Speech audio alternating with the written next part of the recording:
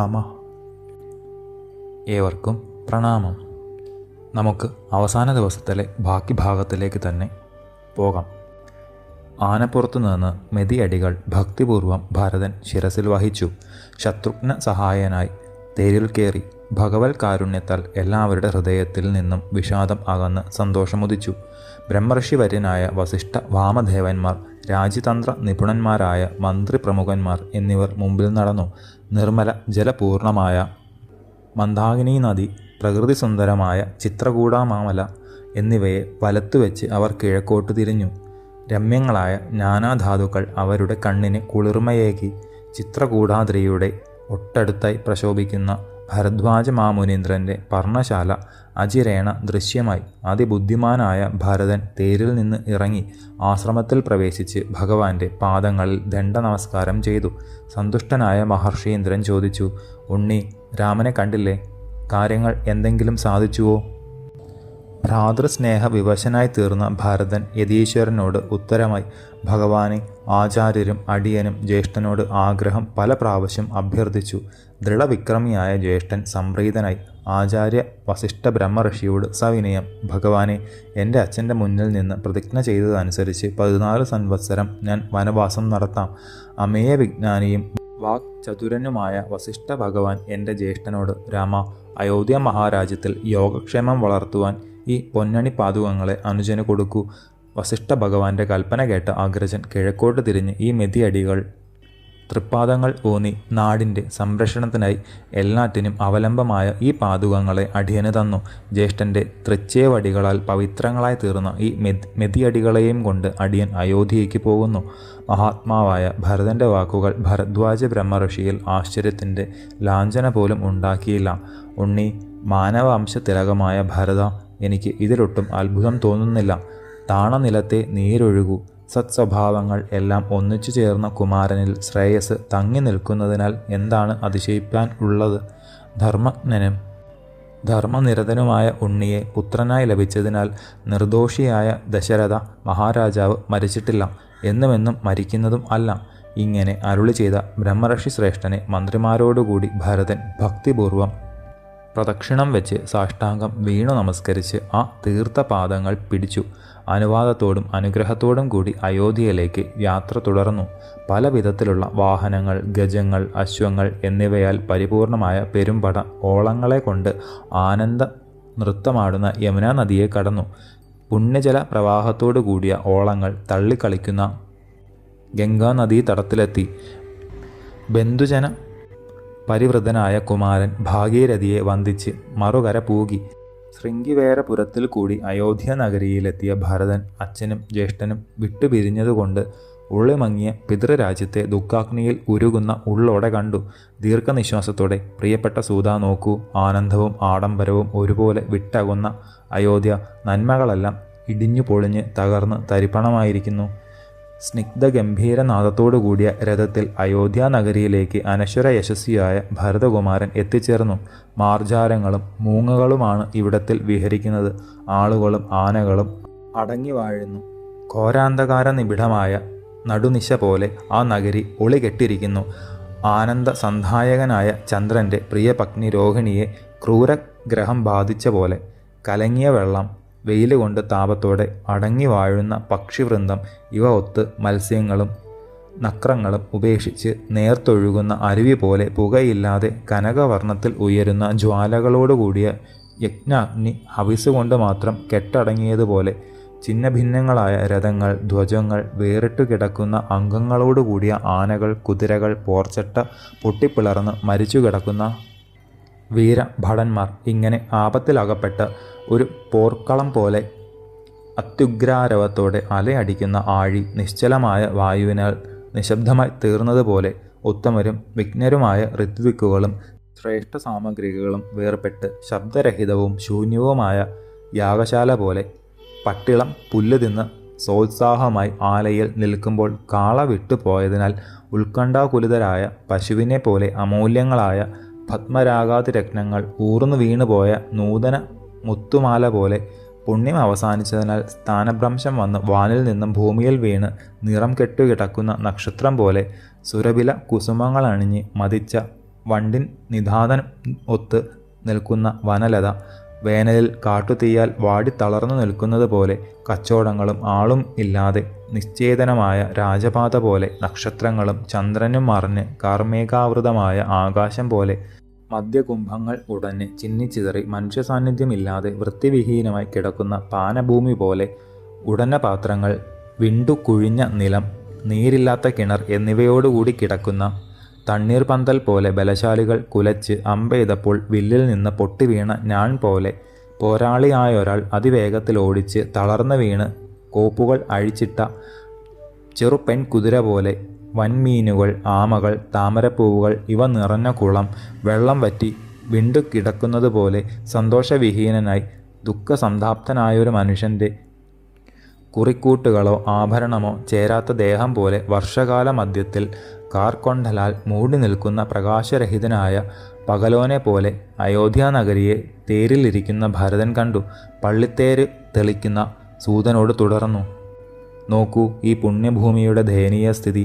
സംഗീതത്തിൻ്റെ മധുരനാദം എല്ലായ്പ്പോഴും എല്ലായിടത്തും അലയടിച്ചിരിക്കുന്ന ഈ നാട്ടിൽ ഒരു മൂളിപ്പാട്ട് പോലും കേൾക്കുന്നില്ല. പുഷ്പമാലകളുടെ മോഹന സുഗന്ധം, സുരാമധ്യ സൗരഭ്യം, അകിൽപ്പൂ മണം ഇവയൊന്നും ഈ അന്തരീക്ഷത്തിൽ ഇല്ല. ഉത്തമങ്ങളായ വാഹനങ്ങളുടെ ഘോഷം, കുതിരകളുടെ സ്നിഗ്ധനാദം, മതയാനകളുടെ ശബ്ദം, ശ്രേഷ്ഠരഥങ്ങളുടെ ആരവം ഇവയൊന്നും തന്നെ ജ്യേഷ്ഠനില്ലാത്ത അയോധ്യയിൽ കേൾക്കുന്നില്ല. ശ്രീരാമചന്ദ്ര വിയോഗത്താൽ യുവാക്കന്മാർ കൂടി അകിൽ, ചന്ദനം എന്നിവയുടെ സുഗന്ധത്തെയോ നൂതന മാല്യങ്ങളെയോ അണിയുന്നില്ല. ആഡംബരങ്ങളിൽ ആസക്തിയുള്ള ആളുകൾ പോലും പുറത്തിറങ്ങുന്നില്ല. എൻ്റെ ജ്യേഷ്ഠൻ വിട്ടുപിരിഞ്ഞപ്പോൾ ഈ നഗരത്തിൻ്റെ ജീവനും പോയി കഴിഞ്ഞു. ഒരിടത്തും ചെറിയൊരു ഉത്സവം കൂടി കാണുന്നില്ല. പൂർണ്ണചന്ദ്ര നിലാവുള്ള രാത്രിയിൽ കോരമാരി ചൊരിയുന്നത് പോലെയാണ് ഇന്ന് അയോധ്യ. കടുത്ത വേനലിൽ സന്തോഷമേകുന്ന കാർമേഘം പോലെ എൻ്റെ ജ്യേഷ്ഠൻ എന്നാണ് ഇവിടേക്ക് എഴുന്നള്ളുക. ധാടിയും മൂടിയും ഒത്തു നടക്കാറുള്ള ചെറുപ്പക്കാരെ പോലും രാജപാതകളിൽ കാണാനില്ല. ഇത്തരത്തിൽ പലതും പറഞ്ഞുകൊണ്ട് കുമാരൻ ദശരഥ മന്ദിരത്തിലേക്ക് സിംഹം പോയ ഗുഹ പോലെ ശൂന്യമായ കൊട്ടാരത്തിലേക്ക് പ്രവേശിച്ചു. അമരന്മാർ ഉപേക്ഷിച്ച സൂര്യനില്ലാത്ത ദിവസം പോലെ ശോഭാരഹിതമായും നിർജ്ജനമായും ഇരിക്കുന്ന ആ ശ്രേഷ്ഠ നഗരിയെ പരക്കെ നോക്കിയപ്പോൾ മഹാത്മാവായ ഭരതന് കണ്ണീരടക്കുവാൻ കഴിഞ്ഞില്ല. അമ്മമാരെ അയോധ്യയിലെ കൊട്ടാരങ്ങളിലാക്കി ദൃഢവ്രതനായ ഭരതൻ മനമുരുകിക്കൊണ്ട് ഗുരുവര്യന്മാരോട് ഇപ്രകാരം പറഞ്ഞു: ഞാൻ നന്ദിഗ്രാമത്തിലേക്ക് പോകുന്നു. എനിക്ക് വിട നൽകുമാറാകണം. ശ്രീരാമ വിയോഗ ദുഃഖം ഞാൻ അവിടെ ഇരുന്ന് സഹിക്കാം. എൻ്റെ പിതാവ് വിണ്ണേറി, ജ്യേഷ്ഠൻ വനത്തിലും ഇരിപ്പായി. അതിയശസ്വിയായ ശ്രീരാമദേവന് വേണ്ടി ഞാനിന്ന് നാട് കാത്തുകൊണ്ടിരിക്കുകയാണ്. ഏതു തരത്തിലുള്ള ന്യൂനത രാജ്യത്തിന് വന്നാലും അതെൻ്റെ ജ്യേഷ്ഠന് അകീർത്തി ഉണ്ടാക്കുന്നതാണല്ലോ. രാജ്യതന്ത്ര നിപുണരായ മന്ത്രിമാരും ആചാര്യവര്യനായ വസിഷ്ഠനും പറഞ്ഞു: കുമാരൻ്റെ മാഹാത്മ്യത്തിന് യോജിച്ച മട്ടിലുള്ള വർത്തമാനമാണ് ഇത്. സന്മാർഗത്തിൽ കൂടി മാത്രം സഞ്ചരിക്കുന്ന അങ്ങയുടെ സഹോദര സ്നേഹത്തിൽ നിന്നുണ്ടായ ഈ വാക്കുകൾ ഏവനൊരുത്തൻ ആനന്ദിക്കാതിരിക്കും.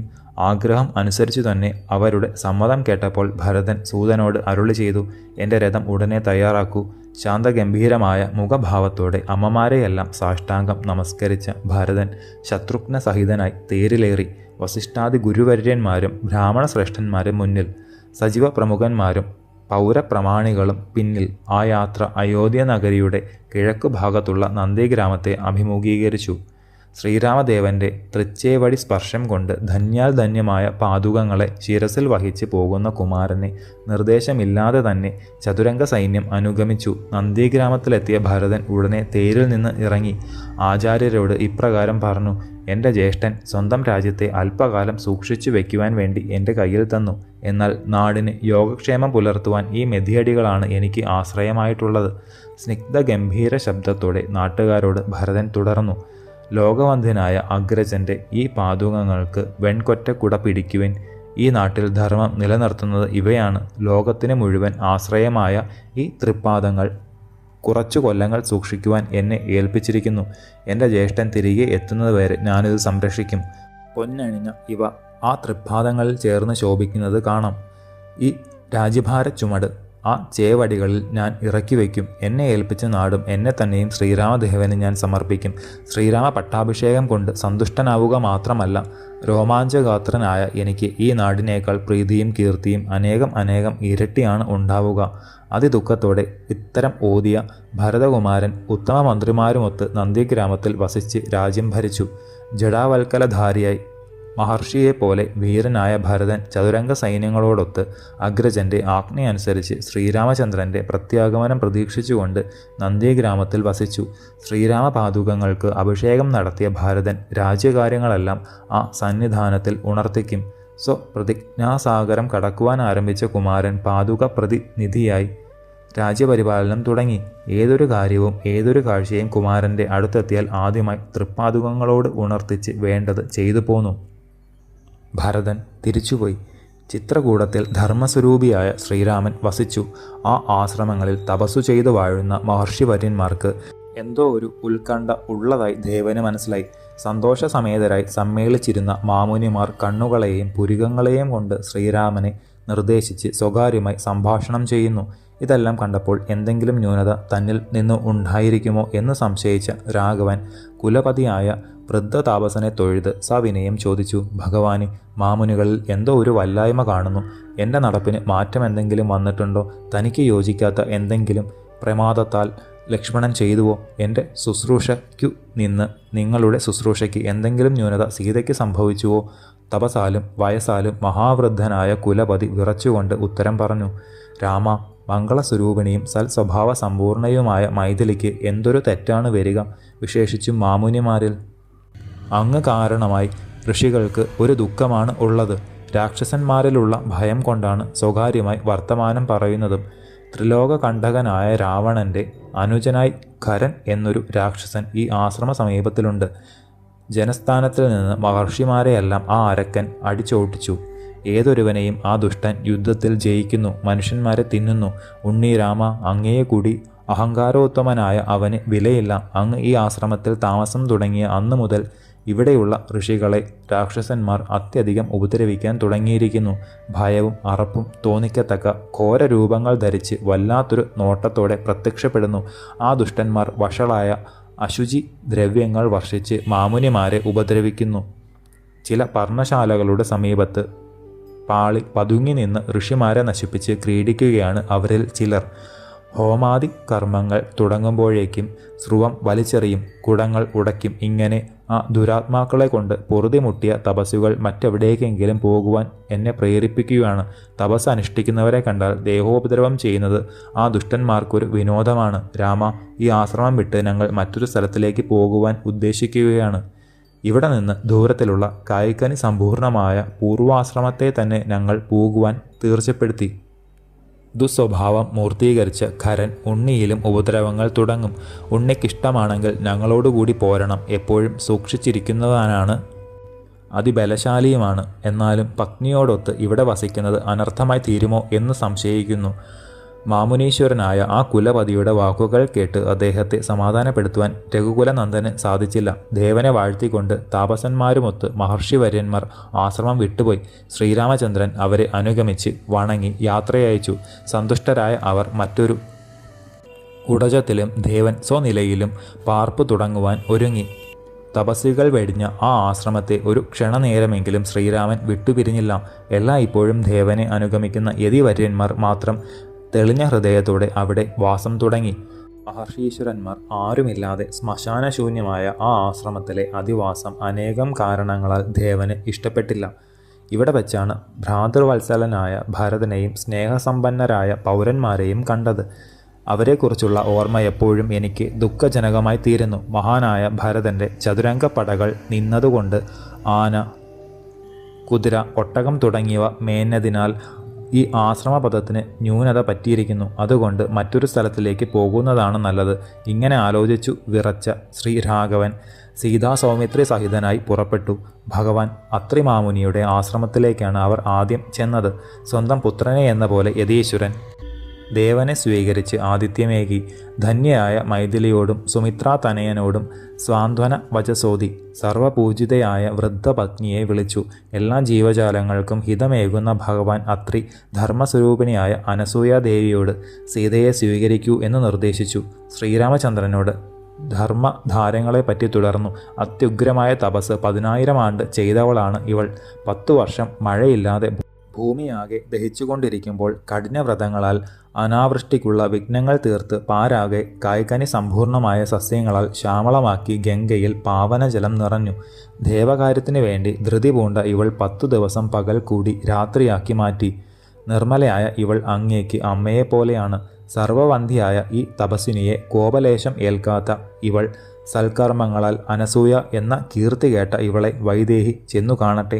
ഭഗവാൻ അത്രി ഇപ്രകാരം അരുളി ചെയ്തത് കേട്ട് സന്തുഷ്ടനായ ശ്രീരാമദേവൻ അപ്രകാരം തന്നെ ചെയ്യാം എന്നിങ്ങനെ സമ്മതിച്ച് സീതാദേവിയോട്, ധർമ്മജ്ഞയായ സീതേ, മാമുനീന്ദ്രൻ അരുളി ചെയ്തത് കേട്ടില്ലേ? ആത്മാഭിവൃദ്ധിക്ക് അനസൂയാദേവിയെ ദർശിക്കൂ, വന്ദിക്കൂ. എപ്പോഴും സ്വേച്ഛ നോക്കുന്ന രാമചന്ദ്രൻ്റെ നിർദ്ദേശം കേട്ട മൈഥിലി ധർമാഭിജ്ഞയായ അത്രിപത്നിയെ സമീപിച്ചു. വയോവൃദ്ധയായി ദേഹം ചുക്കിച്ചുളിഞ്ഞ് മുഴുവൻ നരച്ച മുടിയോടുകൂടി വൻ കാറ്റു തട്ടിയ വാഴ പോലെ വിറച്ചുകൊണ്ടിരിക്കുന്ന പതിവ്രതാരത്നങ്ങളിൽ അഗ്രഗണ്യായ അനസൂയാദേവിയുടെ പാദാരവിന്ദങ്ങളിൽ പേരുച്ചരിച്ചുകൊണ്ട് ജാനകീദേവി സശ്രദ്ധം സവിനയം നമസ്കരിച്ചു. അത്യാഹ്ലാദത്തോടെ അനാമയം ചോദിച്ചു. ധന്യധന്യായ സീതാദേവിയെ കണ്ട് സസന്തോഷം അനസൂയാദേവി ധർമ്മത്തിൽ നിന്ന് അണുപോലും വ്യതിചലിക്കാത്ത ആ പുണ്യവതി അരുളി ചെയ്തു. സീതേ, ഭാഗ്യത്താൽ നീ ധർമ്മം അനുസ്മരിക്കുന്നവളാണ്. സ്വത്ത്, മാനം, ബന്ധു ഇവയെല്ലാം ഉപേക്ഷിച്ച് വൻ കാടു പൂകിയ പതിയെ നീ പിന്തുടർന്നുവല്ലോ. ഗൃഹസ്ഥനോ വാനസ്ഥനോ പാപിയോ പുണ്യശാലിയോ ആരുമാകട്ടെ ഭർത്താവിനെ ഇഷ്ടപ്പെടുന്ന സ്ത്രീക്ക് ഉത്തമ ലോകമാണ് ലഭ്യമാകുക. ദുസ്വഭാവിയോ ദരിദ്രനോ താന്തോന്നിത്തം ചെയ്യുന്നവനോ ആരായാലും സുശീലകളായ സ്ത്രീകൾക്ക് ഭർത്താവാണ് പരദൈവമായിട്ടുള്ളത്. സീതേ, നീ ഭാഗ്യവതിയാണ്. രാമനേക്കാൾ വലിയൊരു ബന്ധുവിനെ, ഇത്രമാത്രം യോഗ്യത തികഞ്ഞൊരു ഉത്തമ പുരുഷനെ, വൻ തപസ് മൂർത്തീകരിച്ച പോലുള്ളവനെ ഞാൻ ഇതുവരെ കണ്ടിട്ടില്ല, കേട്ടിട്ടുമില്ല. എന്നാൽ ഇത്തരം ഗുണദോഷങ്ങളെ കാണുവാൻ മനസ്സിലാക്കുവാൻ മിക്ക സ്ത്രീകൾക്കും സാധിക്കാറില്ല. അത്തരത്തിലുള്ള പൊട്ട സ്ത്രീകൾ ഓരോന്നോരോന്നായി ആഗ്രഹിക്കുന്നു, ഭർത്താവിനെ കീഴൊതുക്കി വാഴുന്നു. ധർമ്മനാശവും അകീർത്തിയും ഉണ്ടാകുന്നത് അവർക്കാണ്. ആ കാര്യങ്ങൾക്ക് അടിമയായി തീരുന്നതും മറ്റാരുമല്ല. വൈദേഹി, നിന്നെപ്പോലെ സൽഗുണങ്ങൾ നിറഞ്ഞ പാരിൻ്റെ മേലും കീഴും കണ്ടറിഞ്ഞ സ്ത്രീകളാണ് പുണ്യവതികൾ, സ്വർഗവാസത്തിന് അർഹതയുള്ളവർ. ഇതെല്ലാം ആലോചിച്ച് പതിവ്രതാധർമ്മത്തിന് യോജിച്ചതുപോലെ ഭർത്താവിനെ പിന്തുടർന്ന് സഹധർമ്മിണി എന്ന പേര് പുലർത്തണം. ധർമ്മത്തിനും കീർത്തിക്കും നിനക്കത് കാരണമായി തീരും. ശേഷം ചരിതം നമുക്ക് അടുത്ത ഭാഗത്തിലൂടെ കാണാം. ഗുരുപാദങ്ങളിൽ സാഷ്ടാംഗ പ്രണാമത്തോടെ നമസ്കാരം.